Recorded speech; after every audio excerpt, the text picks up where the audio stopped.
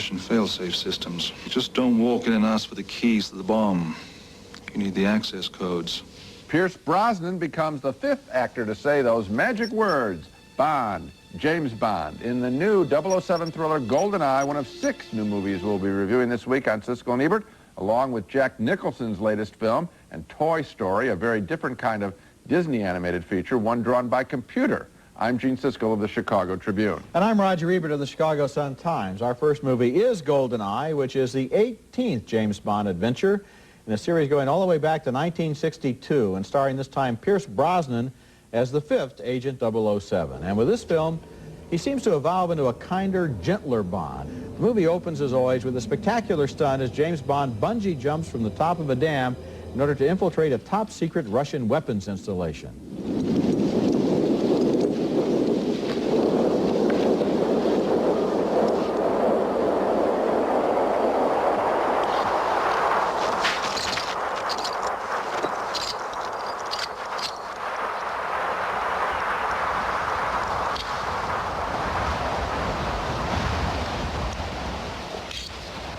The women in Bond movies often have extremely suggestive names, and the villainess in GoldenEye is no exception. She's played by Famke Janssen. Ksenia Sergeyevna Onatop. Onatop? Onatop. That's a familiar note for Bond fans, but now consider this scene in which 007 has fallen for a friendly Russian computer operator played by Isabella Scorupco. What else do you call your bottle? What? It's Boris' password. He plays word games. It's what I sit on, but I don't take it with me. Chair. Like I said. A little of that talk goes a long way, and the movie's strong points, as always, are the stunts, special effects, and action scenes.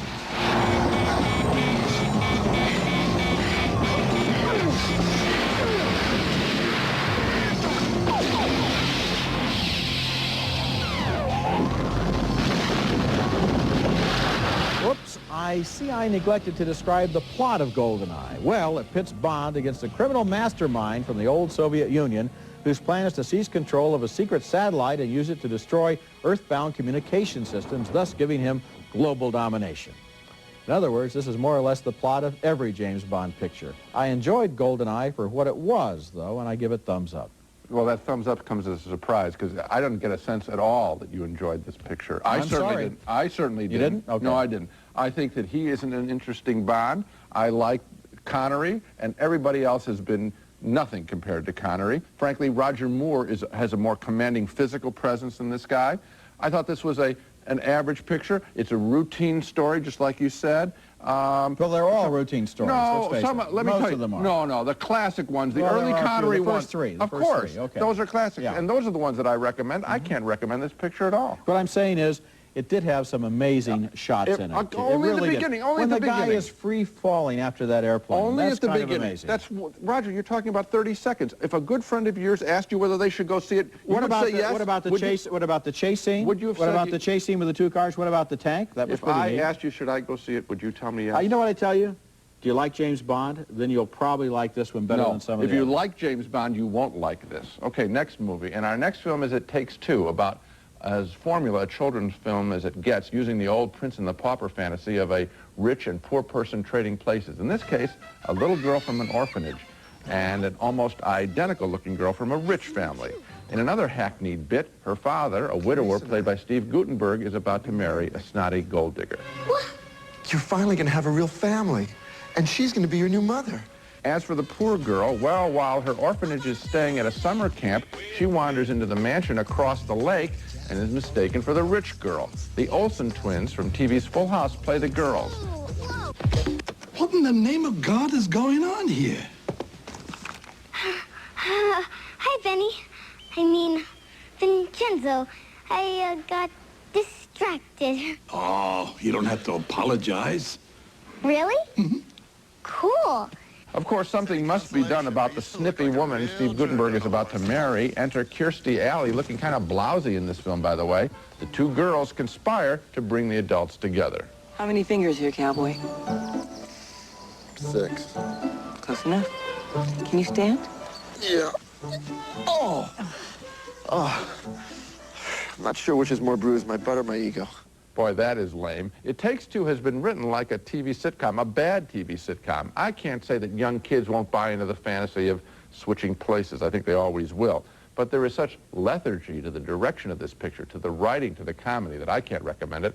I can't think of a single fresh moment in It Takes Two. You know, the only bright spot for me was the fact that they used the Olsen twins as the two girls, because whenever they have one person playing two characters, Right, you look for the I'm scene. always looking for the trick photography and the special Right. effects. And here I knew there were two girls, so I could relax. And then once I relaxed, You were that really was, that was relaxed. it. There was nothing else to look for. Yeah. Maybe they should have just used one person. You know, I didn't know it was twins, and so I did look for the theme in all the scenes, and then Oh, I really? realized there's nothing in this story. It's utterly, totally, completely predictable Yes. in every detail from beginning to end, and Yes. I always love it when key plot points are developed by having people accidentally see things through telescopes. Oh, yeah, that's always That's thrilling. always good. When we come back, the inventive new animated movie Toy Story about toys that come to life. No, not now, Slink. I got some bad news. Bad news? Just gather everyone up for a staff meeting and be happy. Got it. Be happy. A cowboy named Woody, with a voice by Tom Hanks, is the king of the other toys in the bedroom of a little boy who owns them. When the kid is out of the room, the toys come alive, and they have some terrific adventures in Toy Story. Kids will probably enjoy it on that level, but for grown-ups, the movie may be even more amazing because this is the first feature-length film made entirely by computers, every single frame. Look at the detail and the sense of three-dimensional movement through space in this scene as the toys send out a reconnaissance patrol to report on new toys arriving for a birthday party.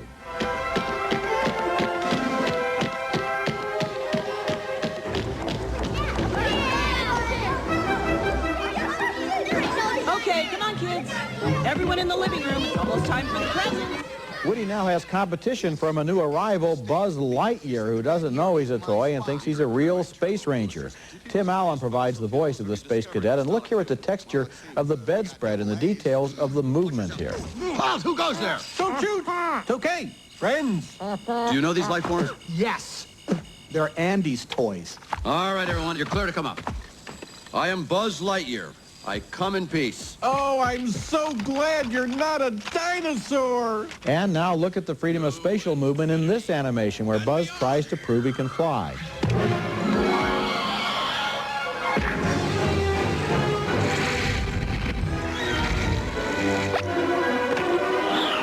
The story of this movie is not really the equal of its technique, turning into a combination of a buddy movie and a chase picture, but look here at the convincing glimpses of the street racing past. This really looks good. We're almost there. Rock the ramp.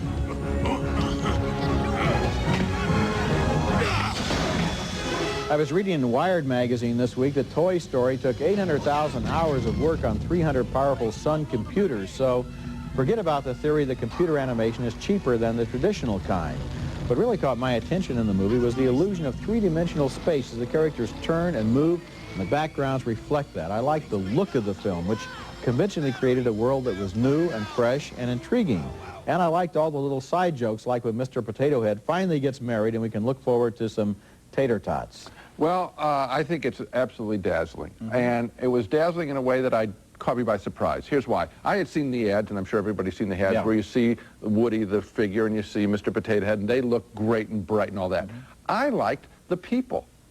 And I was completely, that's the toughest thing, I'm sure, to draw electronically and with computers. And I thought that the people and the houses all looked good. And as you said, the street rushing by in the chase sequence, terrific. So I was caught up in it visually. I love the way they did the animation. They even went to this extent. Buzz, the spaceman, has a plastic shield across his face. You see all the reflections. Now, that's very expensive. They didn't have to go to that Little details depth. like, for example, the door has little Smudges, fingerprints on it, so it doesn't look all perfect like animation sometimes does. This technique is going to probably revolutionize animation in the future, and I think there's just almost nothing that they can't do. Well, with there's this going kind of... it's going to be another kind of, I think there'll always be a room for traditional cell animation, Sure. but I think this is another way, and it really looks great first time out of the box. I mean, I'm as excited about this picture as I was about Who Framed Roger Rabbit in terms of developing new animation techniques. Coming up, Jack Nicholson's latest film, directed by Sean Penn, The Crossing Guard, is next.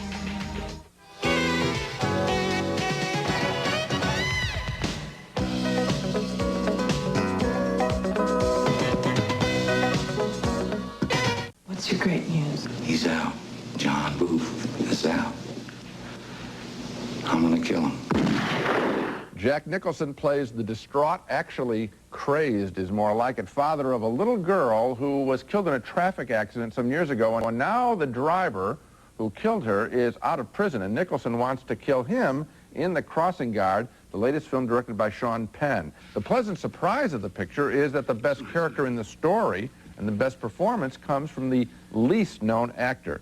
David Morse plays the drunk driver, now an ex-con, who ran over Nicholson's daughter, and when Nicholson sneaks into his trailer and surprises Morse, you can see the quiet Morse, frankly, outact Jack Nicholson. I'm not calling any cops. I'd just be here, trying to get on with things. Would you maybe, would you take a couple days? And maybe think about not taking my life? Nicholson's performance is often over the top, even for an enraged man. And here's a scene that comes out of nowhere. Nicholson going nuts in the face of a jerk here in his jewelry store. My ring size has always been a 7. This is not a 7. It won't even fit on my hand. This Can I see the ring, please? Yeah, it won't fit my finger, my hand. It won't fit anything. 6.5. 6 3/4, maybe.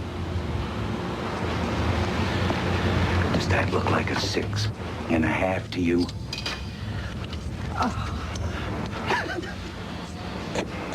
You were right. You're a perfect 7. Perfect 7.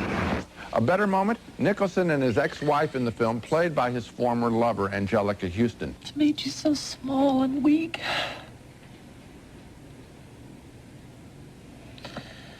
I needed you to be big and strong.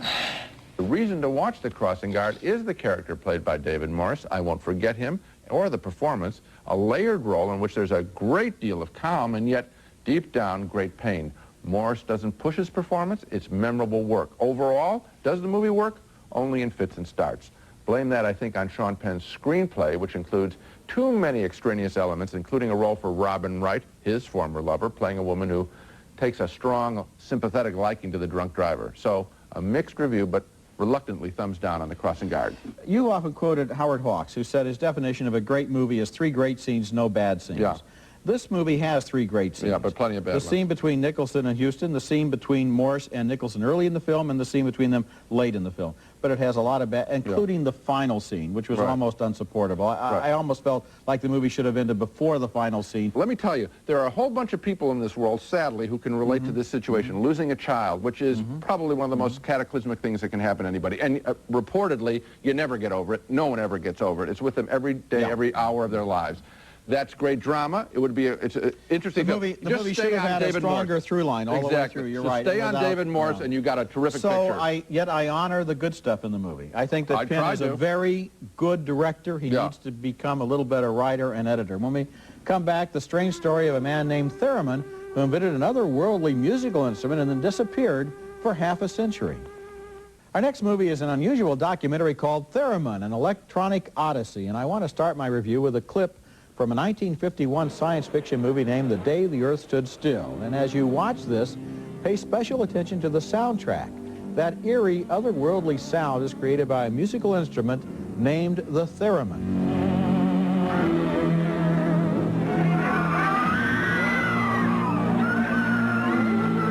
And this is the instrument itself, being played by a woman named Clara Rockmore, who is billed as the greatest living thereminist.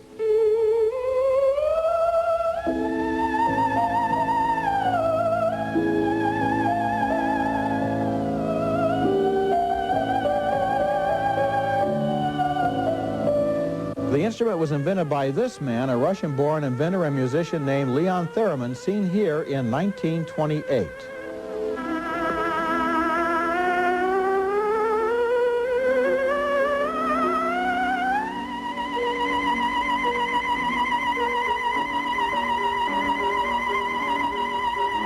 theremin was used in an underground way by generations of musicians, including Brian Wilson, who used the sound on the Beach Boys' hit Good Vibrations.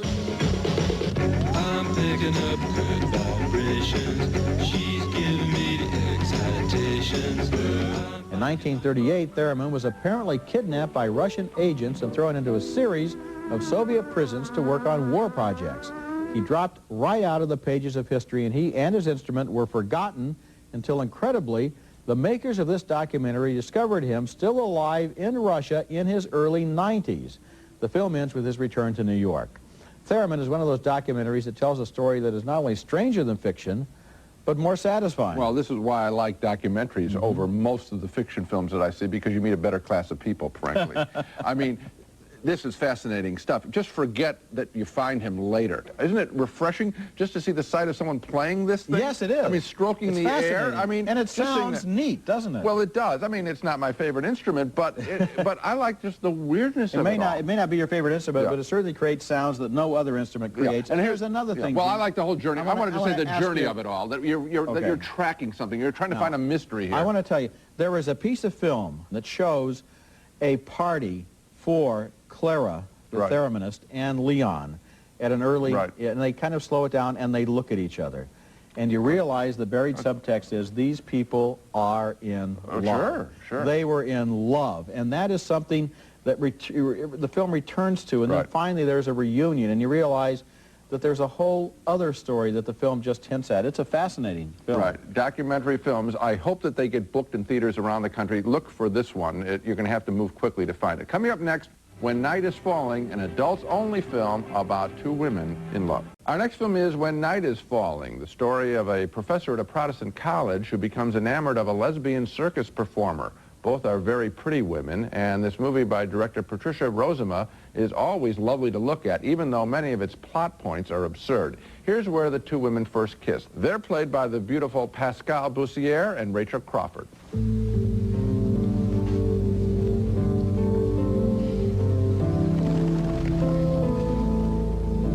Undone by this affair is the professor's boyfriend, played by Henry Czerny.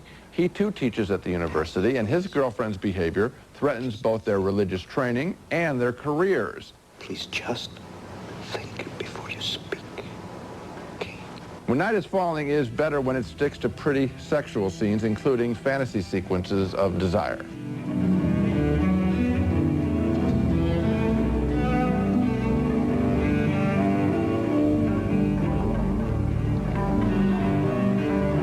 That's the level at which When Night is Falling works, sexual dreaming. But many of the plot points, including the dean of the college popping over to the professor's apartment just as she's getting a back rub, are plain silly. So a mixed review and thumbs down from me on When Night is Falling. Me too. I think that in a way, maybe she went a little bit too far in the backgrounds of the characters to have this kind of religious professor and the woman who works for Cirque du Soleil, or one of its clones. Right. And so that the question is, are you going to run away with the circus, is a bit much. And then the whole hypothermia subtext where she almost freezes to death, followed by the conclusion where her dog miraculously thaws out. I felt that at some point somebody should have just put a rein on the screenplay and said, hey, just tone it down a little bit, it'll work a little better. Or you're trying too hard. You know why? Because these two women are good actresses, and frankly, the most interesting scene is right in the laundromat. There's no special effects here, or no backstory. These are two individuals, one